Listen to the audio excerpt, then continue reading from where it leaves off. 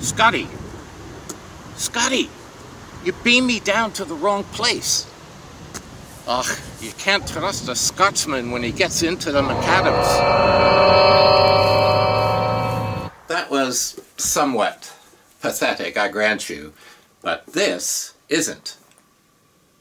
My name is Paul Olson, and I airbrushed all the iridescent pearl detail on the Starship Enterprise for the first Star Trek movie. And this is my story. But it's not just my story, it's the story of the whole Starship Enterprise and the people who created her. My book is available as a book, 268 pages, but it's also available as an ebook here at the website below. And whether you order the proper book or the ebook, you get access to 80% of the website, which is currently locked. I will send you an unlock code.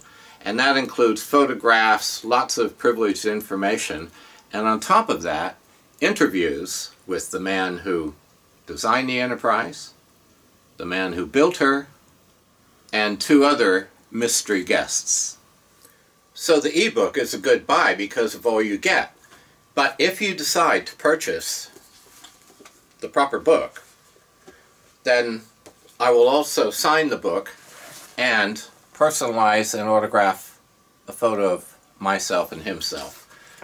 Now, how could any true Star Trek fan be without it, I ask you?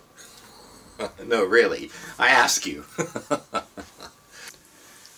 And if you are a true dedicated fan, on the website you'll see an opportunity to purchase a print that I had made up of the last decal sheet from the Enterprise, or for the Enterprise. This is the only one left. And I've been told by several people that this is probably worth in excess of $15,000 to $20,000. This baby. So what I did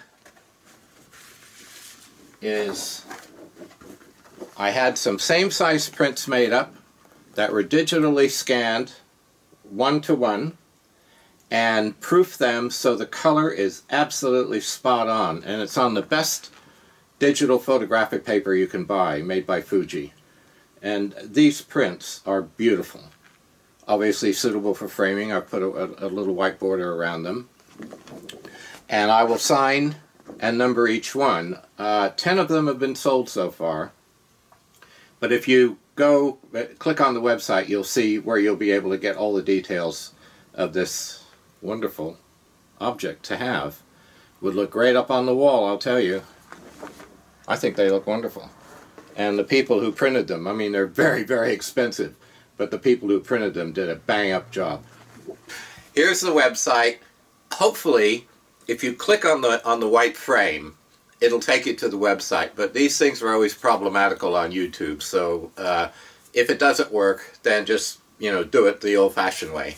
And you'll find all the information there. And thank you for watching. I must interrupt this because I have to tell you about the interviews, and in fact give you a little taster of the interviews.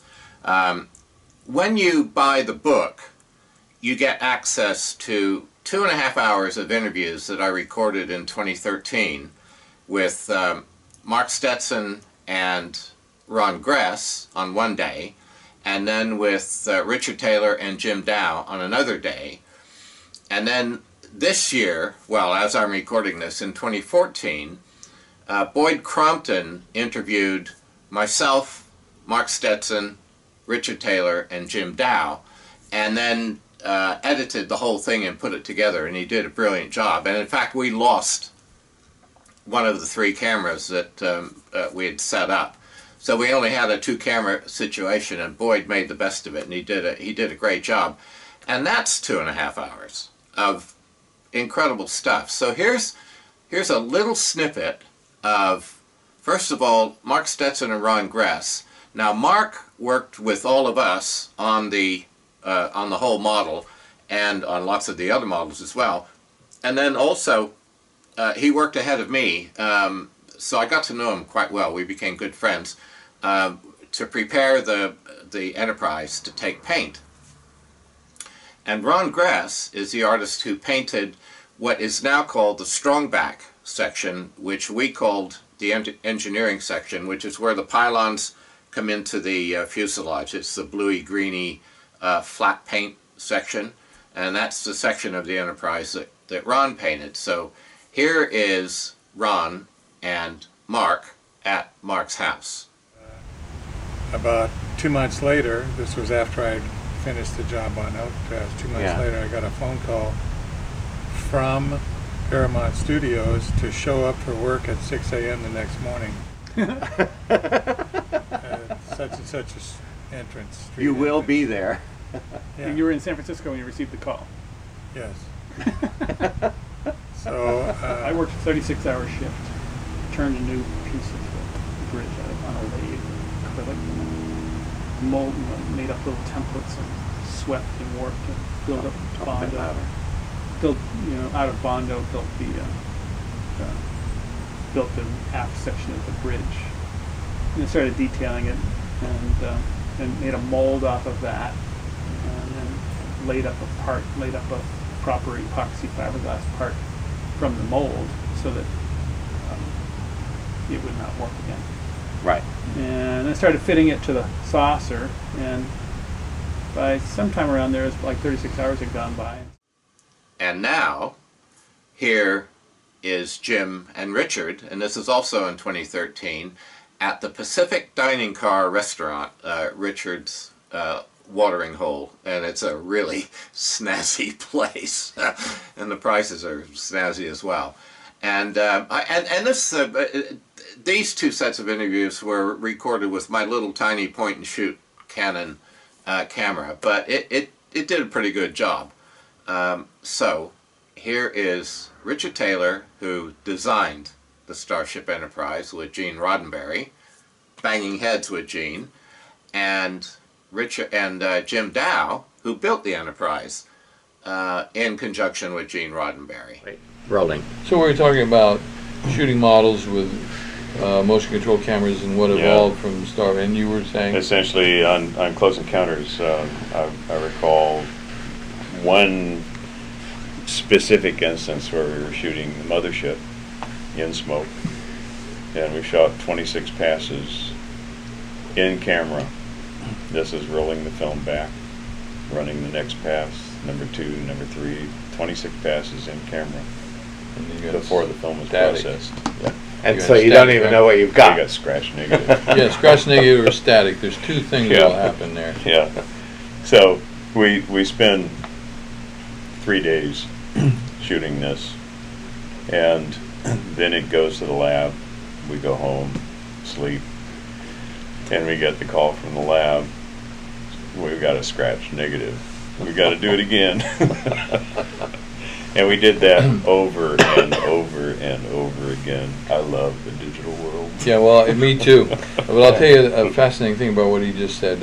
The work that we did at Abel's and they did on Star Wars and all that was making multiple passes through the camera, okay? And you rewind and shoot, whether you're looking at a light box or a model or whatever it is. But you rewind, and you're shooting a scene that's like 12 feet long, okay? Yeah. And the labs, Tech 20 or whatever, they run thousands of feet through the labs. And we're stick our little piece in there. And we're giving them a 12-foot piece of film that has, more time in it than those thousands of feet of film. Yeah. But they don't know that. Exactly. And when I was working at Abel's, we had a problem with shit coming back from the lab because they just didn't know. So we ended up putting massive amounts of leader on the front and the back to get the printer up, the processor up and running, so when our little 12 feet went through there, it wasn't coming up to speed or whatever to get dailies. Screwed up. Now in 2014, I arranged with Boyd Crompton of TrekWorks, who is resident in Texas, who flew out to LA to interview us, and that is myself, Richard Taylor, Mark Stetson, and Jim Dow. And here is a little snippet from these interviews that were conducted at Mark's house. And as you'll see in the background, you'll see Mark's Oscar and his 2 BAFTAs.